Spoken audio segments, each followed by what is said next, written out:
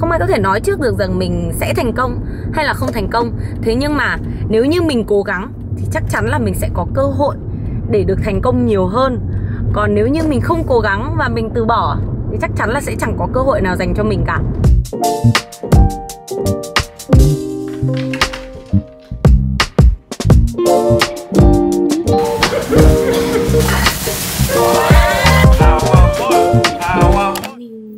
Hôm nay chúng mình sẽ đi ăn bún bò Huế. Qua vừa ăn bún bò Huế xong nhưng hôm nay vẫn phải đi ăn bún bò Huế nữa.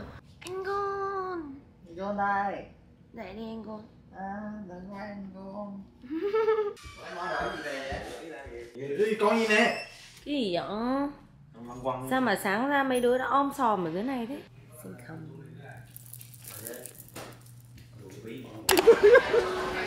Để em coi. Đấy có ai ăn bánh khọt không thì đặt một cái ăn kem em. Mấy cái bún bò. Đây đấy. 1 2. Như hết mua sò đấy. Nó còn mấy cái này. Một cái. Nếu mà mọi người đến Sacramento thì đồ ăn Việt Nam ngon nhất là ở Sài Gòn thôi. Hai cái này em ăn đâu mà hai cái. Cơm chiên cua này, bún bò này. Ủa bánh khọt chúng nó ăn hết rồi còn đâu. Em ăn hết rồi. Để làm việc được hiệu quả hơn, mình khuyên mọi người một điều như này. Phải hiểu bản thân của mình trước, phải biết mình muốn gì, thích gì và điều gì làm cho mình cảm thấy vui vẻ. Vì chỉ khi các bạn hiểu được bản thân của mình thì các bạn mới biết cách nghỉ ngơi sao cho đúng. Và chỉ khi chúng mình nghỉ ngơi đúng cách thì chúng mình mới có thể quay trở lại làm việc một cách hiệu quả hơn. Mình với Alex đều là những cái người mà quảng giao, thích ngoại giao, thích đi chơi với bạn bè, thích những chỗ vui. Và vì thế nên là đã có những khoảng thời gian mà bọn mình tập trung vào công việc quá nhiều. Thế nhưng mà khi mà bọn mình đã hiểu ra cái vấn đề của bản thân, bị burnout nhiều lần, thì bọn mình nhận ra rằng cái việc nghỉ ngơi và đi chơi với bạn bè là cực kỳ quan trọng trong cuộc sống của bọn mình. Và chỉ có cái niềm vui với cuộc sống này mới làm cho bọn mình cảm thấy có hứng thú và làm việc một cách hiệu quả, không làm cho bọn mình bị chán ghét cái cuộc sống và công việc mà mình đang làm. Vậy nên mình vẫn thường bảo với mọi người rồi đấy, học thì phải chơi, chơi thì phải học. Và hãy để hai thứ cùng song hành. Đừng bao giờ chỉ lựa chọn một thứ mà hãy làm tốt cả hai điều này. Mọi người đừng có nghĩ là đi làm như mình rồi thì không cần phải học thêm tiếng Anh nữa nhé. Nhất là khi mà mình đi làm ở trong môi trường công ty và bắt đầu kinh doanh thì mình mới nhận ra là tiếng Anh học thuật nó quan trọng tới nhường nào.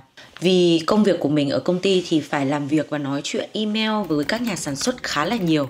Thế nên ý, mình luôn phải cố gắng trau dồi cái kỹ năng viết và đọc hiểu, học thêm nhiều từ vựng mới để làm sao mình có thể giao tiếp một cách chuyên nghiệp hơn và sử dụng tiếng Anh một cách chuyên nghiệp hơn. Bởi thế nên càng đi làm và càng muốn phát triển nhiều hơn ở đất nước Mỹ thì bọn mình lại càng phải học thêm tiếng Anh để có thể sử dụng thành thạo cái ngôn ngữ này. Dù khá là bận, thế nhưng mà mỗi ngày mình đều cố gắng dành ra một chút thời gian ít ỏi để có thể học và luyện tập thêm tiếng Anh. Với những bạn nào đang muốn học thi IELTS để đi du học Mỹ thì hãy luyện đề thi. Mình là một đứa đã từng luyện đề thi trong vòng 3 tháng và đạt 7.0 IELTS. Thế nên là mình biết được là cái tầm quan trọng của cái việc luyện đề thi nó như thế nào. Nếu muốn tối ưu chi phí và có một cái lộ trình rõ ràng cho những người mới bắt đầu thì các bạn có thể thử The Real IELTS. Đây là một hệ thống đào tạo và luyện thi IELTS online, đối tác chiến lược duy nhất của IDP và là trung tâm khảo thí chính thức của IDP tại quận Hoàng Mai, Hà Nội. Tức là các bạn có thể học và thi ngay tại trung tâm.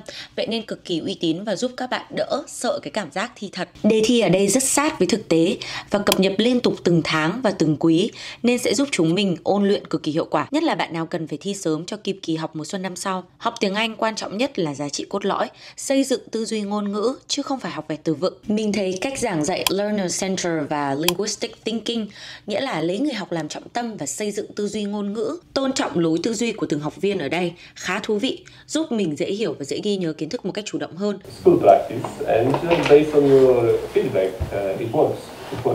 And I would say exactly. I mean that's the way to study and improve. I'm now in the Spanish-speaking country. When I was in Vietnam, Ngày xưa mình luôn ghi nhớ từ vựng bằng cách nhớ các hoàn cảnh sử dụng chúng thay vì cứ cố học thuộc một từ nào đó, và mình thấy đây là cách học thực sự có ích, đặc biệt là trong thực tế, nhất là sau khi mà mình đi làm. Ở dưới video thì mình sẽ để một cái link đăng ký học thử miễn phí với coaching 8.0 trở lên tại The Real IELTS, và mình sẽ gửi tặng mọi người một code giảm giá 25% với mã code là con thỏ 25 để mọi người có thể thử trải nghiệm một buổi học miễn phí trước khi quyết định tham gia đăng ký gói học thật nhé. Hôm nay là thứ Bảy và tất nhiên là tối nay bọn mình sẽ vẫn phải đi làm. Mình quyết định là bây giờ mình sẽ bắt tay vào dọn dẹp nhà cửa trước. Tại vì mọi người nhìn thấy đấy, một bãi chiến trường. First coffee, cheers. Kiểu vì mình cũng bận ấy, nên mình đã cố gắng bày bừa ít nhất hết sức có thể để đỡ phải dọn được. Mà tại sao nó vẫn bừa nhỉ? Ngày xưa cái thời mà mình còn đi học á mọi người, lúc nào mình cũng là đứa lười dọn dẹp nhất. Cái phòng của mình lúc nào nó cũng bừa bộn vì mình có cực kỳ nhiều đồ đạc. Và mình luôn hỏi mẹ mình là con không hiểu tại sao á, rất khó cho con để sắp xếp cuộc sống một cách ngăn nắp gọn gàng và sắp xếp công việc một cách chỉnh chu theo đúng cái lịch trình mà con muốn. Và cuộc sống của mình lúc nào nó cũng rối như một mớ bòng bong. Và có những cái giai đoạn nó đã trở nên cực kỳ tệ hại chỉ vì mình không biết phải sắp xếp cuộc sống của mình sao cho thật khoa học và ngăn nắp. Sau này mình mới nhận ra là càng ở bừa bộn, càng sống trong một cái không gian mà nó làm cho mình rối mù lên, không ngăn nắp, không gọn gàng, thì nó lại càng làm giảm hiệu quả công việc của mình xuống. Bởi vì chính cái không gian ở của mình nó sẽ tác động trực tiếp đến cái tinh thần, đến cái phong thái, tác phong làm việc của mình và đến cái cảm hứng làm việc của mình. Mình là một đứa làm việc dựa vào cảm xúc khá là nhiều, thế nên khi mình được ở một nơi đẹp đẽ, gọn gàng, ngăn nắp, sạch sẽ thì nó cũng làm cho mình có cảm hứng để làm việc hơn. Mỗi lần mình nhìn thấy cái phòng của mình nó bừa bộn ở thời điểm này á, là mình bị stress vô cùng. Và khi mà mình stress thì mình không thể bắt tay vào làm bất cứ một cái gì cả. Khi mà mình làm bất cứ một cái gì, trong đầu mình cũng suy nghĩ là mình phải dọn phòng, mình phải dọn phòng. Và vì thế nên mình trì hoãn tất cả những cái công việc trước đấy của mình. Nó làm cho cuộc sống của mình rối mù và nó làm cho tất cả các công việc của mình ở sau đó cũng rối theo. Cái hành trình tự kinh doanh cũng là cái hành trình phát triển bản thân cho mình rất là nhiều. Tại vì khi mà mình đã làm chủ và phải tự chịu trách nhiệm cho tất cả các công việc của mình á, thì không còn cách nào khác ngoài cái việc là sống một cách có kỷ luật. Tại vì giây phút mà mình không có kỷ luật, mình trì hoãn mọi công việc của mình thì sẽ chẳng có cái gì tốt lên cả, và mình sẽ phải chịu toàn bộ trách nhiệm cho cái điều đấy. Sẽ chẳng có ai chịu trách nhiệm cho những điều mà mình đang thiếu sót hoặc là trì hoãn. Mọi người có biết là mình thích nghe cảm giác gì không? Kiểu tắm xong kiểu tóc bồng bềnh. Lúc đấy là lúc mà mình cảm thấy kiểu mình xinh nhất ấy. Đợt vừa rồi mình cảm thấy là mình rất là hợp với cái màu baby blue ấy, không hiểu sao. Mình cảm thấy cái màu này nó làm cho mình trẻ ra, nên là để mình hay mặc màu này. Nhìn nắng chiếu vào phòng mình này. Hôm nay mình đã dọn dẹp xong phòng rồi, thật là tự hào ghê. Xinh không? Đi làm thôi. Let's go. Hiện bố mẹ chồng mình về. Để đưa con mang lên cho. Ủa alo, cái gì nó đang kêu rồi. Hoang mang quá mọi người ạ. Ôi cái gì nó đang kết nối ở xe mình ý. Nó kết nối điện thoại của em trai mình. Bây giờ chúng mình sẽ lên tiệm thôi. Hôm nay Alex đi xe Alex, còn mình đi xe mình. Tại vì là tối nay mình muốn về sớm ấy mọi người. Ủa hôm bữa Alex đi xe mình à ta? Cũng mỗi lần Alex đi xe mình là kiểu cái ghế nó kiểu kéo dài ra ấy. Vì chân Alex dài hơn chân mình quá nhiều. Let's go. Đúng là trái đất càng ngày càng nóng lên. Nhiều khi nó nóng tới cái mức mà cái điều hòa tiệm mình nó không tải nổi cái nhiệt độ bây giờ luôn ấy. Tính ra cũng nhờ vào việc là bọn mình có cái tiệm này, thế nên là cuối tuần bọn mình mới có chỗ để chơi nhiều. Chứ còn thật sự nhiều khi mình ở cái chỗ này xong mình cũng chẳng biết là cuối tuần bọn mình phải đi đâu chơi cái gì nữa. Nó cũng buồn đấy mọi người. Nhưng mà từ hồi làm tiệm thì nó cũng đỡ buồn hơn nhiều.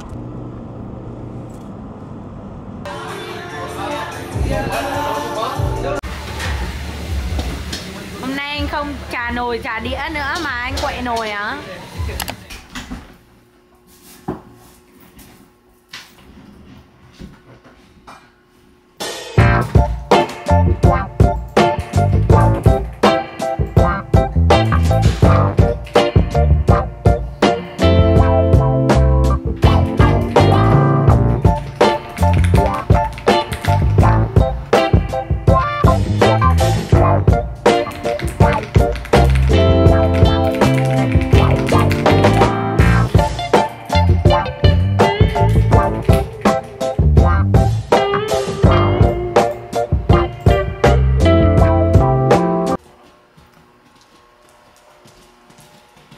Mình mới làm việc hết một buổi sáng xong.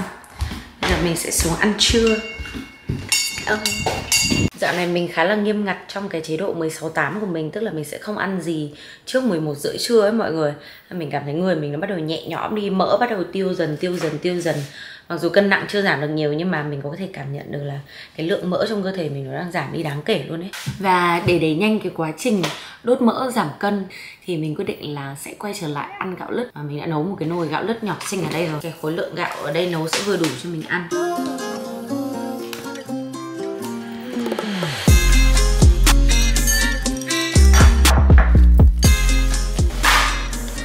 có một cái cơ thể khỏe mạnh hơn và có năng lượng để làm việc, cũng như là đang luyện tập thể thao.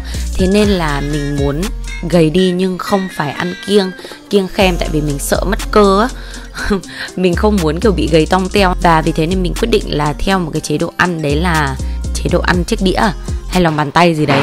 Đại loại là cái đĩa này sẽ chia làm 3 phần và chúng mình sẽ ăn 2 phần rau, 1 phần cơm và 1 phần thịt. Và chúng mình sẽ luôn ăn rau trước khi chúng mình ăn cơm và ăn thịt.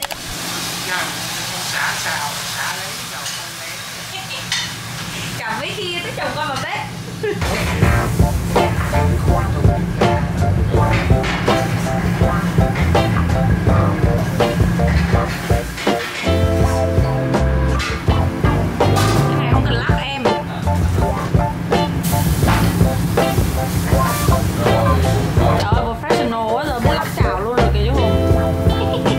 Ngày mai thì bọn mình sẽ lên tiệm để thử các món mới, và vì thế nên là hôm nay bọn mình lên tiệm để chuẩn bị trước một số các cái nguyên liệu và sơ chế. Quả thực mà nói thì cái mô hình quán nhậu này bọn mình nó khá là phức tạp, tại vì nó yêu cầu bọn mình phải làm tốt cả 3 mảng, bao gồm cả đồ ăn, đồ uống và cả giải trí nữa. Thế nên là có rất là nhiều các công việc ở trong tiệm mà bọn mình phải thường xuyên làm. Mỗi tập thì mình sẽ có thể show ra cho mọi người biết một số những cái công việc mà bọn mình phải tiếp quản. Đối với mình thì đã là chủ, có thể là bạn sẽ không cần phải làm hết tất cả các kỹ năng của những người làm chuyên gia ở trong tiệm, thế nhưng mà nên biết hết tất cả các việc mà mọi người đang làm, bởi vì chỉ khi biết chúng mình mới có thể cải thiện, chỉ khi chúng mình biết chúng mình mới có thể cải tiến được cái chất lượng sản phẩm mà bọn mình tạo ra. Bọn mình có thể bắt đầu là những trang giấy trắng, thế nhưng đến cuối con đường chắc chắn mình sẽ là một quyển vở đầy chữ nghĩa.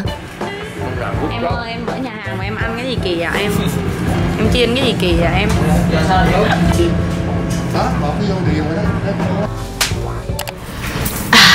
Mình mới đi làm về, đi tập về, tắm rửa, gội đầu sạch sẽ, thơm tho, lấy lại một chút năng lượng. Nói thật mọi người là cái tuần vừa rồi mình kiểu bị low energy, mình bị mất năng lượng với mọi người. Mình không muốn làm gì, không muốn gặp ai, không muốn nói chuyện, không muốn làm việc, không có sức làm bất cứ một cái gì cả. Thế xong rồi kiểu mình bị rất là khó chịu ở trong người ấy. Tại vì bây giờ chỉ cần một ngày thôi mình không muốn làm việc là nó cũng ảnh hưởng rất nhiều chuyện.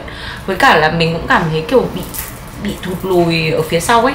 Mình rất là sợ bị mất năng lượng ở cái thời điểm này nhá, nhất là cái thời điểm mà mình đang bận rộn như vậy. Nó không chỉ ảnh hưởng đến tinh thần mình mà còn ảnh hưởng đến người khác nữa. Hôm nay sau vài ngày nghỉ tập thì hôm nay mình đã vác xác đi tập lại. Và đúng là đi tập lại một cái là mình thấy khá hơn rất là nhiều với mọi người.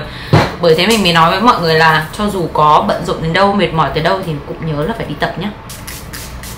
Tối nay thì mình không phải làm việc ở trên tiệm, thế nhưng mà bọn mình sẽ lên và thử đồ ăn mới. Tại vì bọn mình đang phát triển những cái món mới, nói chung là mở rộng cái menu của bọn mình ra một chút. Đúng là ở cái độ tuổi này á, bảo toàn năng lượng là cái khó nhất và cái cần thiết nhất, nên mình sẽ cố gắng bảo vệ năng lượng của mình. Được cái trộm vía dạo này kiểu đi tập nhiều, uống nước nhiều, chăm dưỡng da, nên là kiểu cái da nó cũng đang phục hồi trở lại.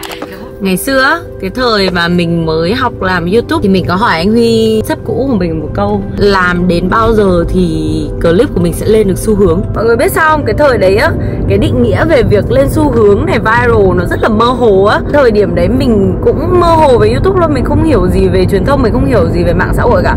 Thế sao anh Huy có dạy mình một câu, đấy là đừng có nghĩ rằng mình làm một cái là sẽ may mắn và lên xu hướng luôn. Lên xu hướng nó phải có rất nhiều yếu tố. Nó phụ thuộc vào thời điểm, nó phụ thuộc vào yếu tố người xem, nó phụ thuộc vào nội dung, nó phụ thuộc vào cái tính hot của cái chủ đề mà mình làm nữa. Nên là không ai có thể hứa trước được là bao giờ em sẽ lên xu hướng. Thế nhưng mà nếu như em làm thật nhiều và cố gắng thật nhiều và làm càng nhiều content, càng đều đặn, thì cái sự may mắn nó sẽ có thể sẽ xảy ra dễ dàng hơn, và cái khả năng em lên xu hướng nó sẽ dễ dàng hơn. Từ khi mà mình nghe xong cái câu đấy á, thì mình bắt tay vào làm cái gì mình cũng cố gắng thật là chăm chỉ. Mình rất là kiên trì với tất cả những thứ mà mình làm, tại vì mình tin chắc rằng không có một cái sự thành công nào mà nó đến ở trong ngày 1 và ngày 2 cả. Tất cả mọi thứ nó đều được xây dựng, đều được bồi đắp từng tí một từ những cái sự cố gắng nhỏ nhất của mình, và đến đúng cái thời điểm, đúng lúc thiên thời địa lợi nhân hòa, và nếu thêm cả sự may mắn nữa thì mình sẽ có khả năng đạt được thành công. Tất cả mọi thứ nó là những cái cộng hưởng và cộng dồn của nhiều yếu tố khác nhau, và càng làm nhiều, càng kiên trì, càng cố gắng bao nhiêu thì cái khả năng thành công và may mắn nó sẽ càng mỉm cười với mình nhiều bấy nhiêu. Cái chân lý đấy á, nó vẫn được mình áp dụng đến tận bây giờ, và mình cảm thấy đúng như lời anh Huy nói, tất cả mọi thứ nó đều phải có tính thời điểm của nó. Miễn sao mình đừng từ bỏ, và miễn sao mình vẫn phải cố gắng từng ngày, từng chút một, và đừng bao giờ nghĩ rằng cái thành công nó sẽ đến một cách dễ dàng. Kể cả trong việc kinh doanh hay là trong bất cứ cái công việc gì trong cuộc sống của mình cũng thế thôi. Có lẽ đến một ngày nào đấy thì cái sự thành công nó sẽ mỉm cười với mình. Nói chung mình không phải là một đứa kiểu tin hoàn toàn vào cái sự may mắn. Mình tin vào những cái sự nỗ lực. Từ những nỗ lực đấy nó sẽ dẫn tới nhiều khả năng và nhiều cánh cửa để chúng mình có thể dễ dàng gặp may mắn nhiều hơn. Tất nhiên là cũng sẽ có những người ta may mắn thật. Thế nhưng mà nếu như mình không phải là một người như thế, giống kiểu mình đẻ ra không phải là thiên tài á, thì mình cần nỗ lực nhiều hơn. Không ai có thể nói trước được rằng mình sẽ thành công hay là không thành công. Thế nhưng mà nếu như mình cố gắng thì chắc chắn là mình sẽ có cơ hội để được thành công nhiều hơn. Còn nếu như mình không cố gắng và mình từ bỏ thì chắc chắn là sẽ chẳng có cơ hội nào dành cho mình cả. Triết lý đấy nó đã đi với mình suốt từ những cái thời đại học cho đến tận bây giờ, và mình vẫn thấy nó luôn đúng đắn mọi người ạ. Mày phải ăn thôi, mày cần gì phải biết đâu. Ăn ngon là được, ăn ngon rồi. Mày biết không có tác dụng gì đâu.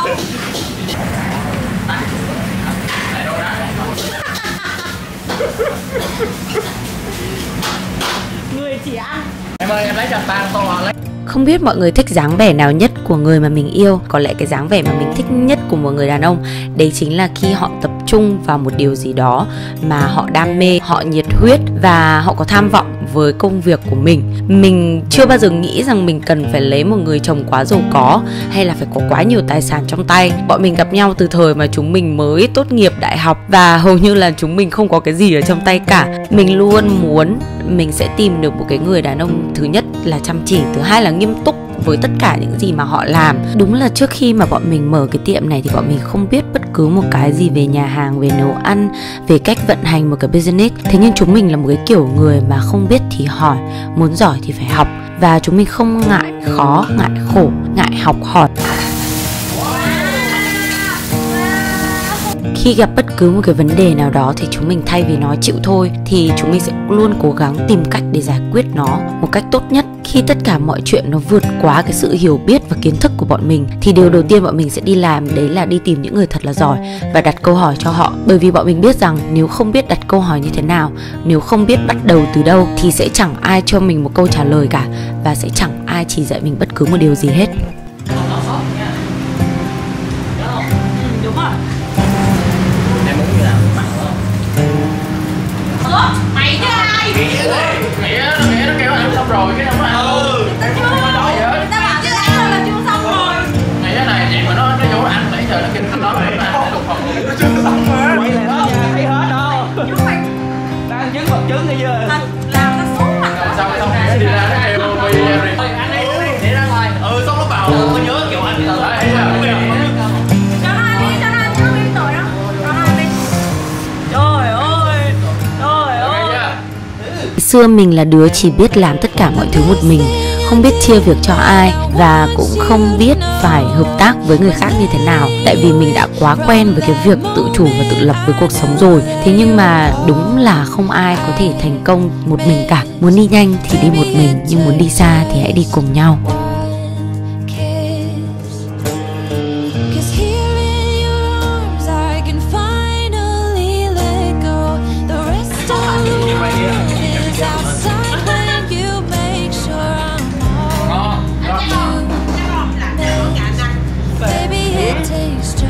Yeah, probably like creamier. Vì ở lấy không phải chef. Ngon. Bây giờ lấy là chị. Còn nhiều món lắm, còn nhiều món lắm. Mẹ ăn giờ tí sức đâu nữa mẹ ăn nữa. Nào, món như này là cũng ăn à. Em mới ăn. Ngon vậy.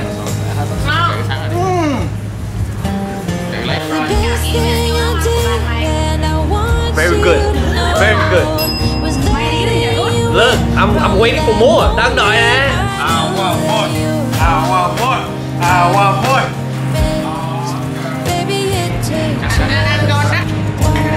Em ơi, yeah, I like it. Đi về đi.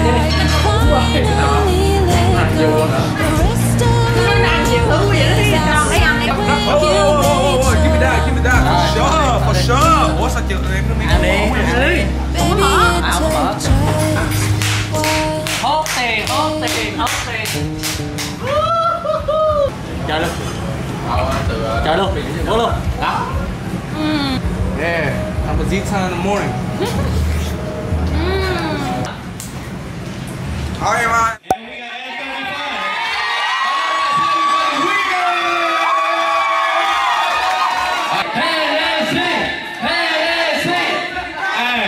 It's a lot better than Hennessy because he just walked over 200.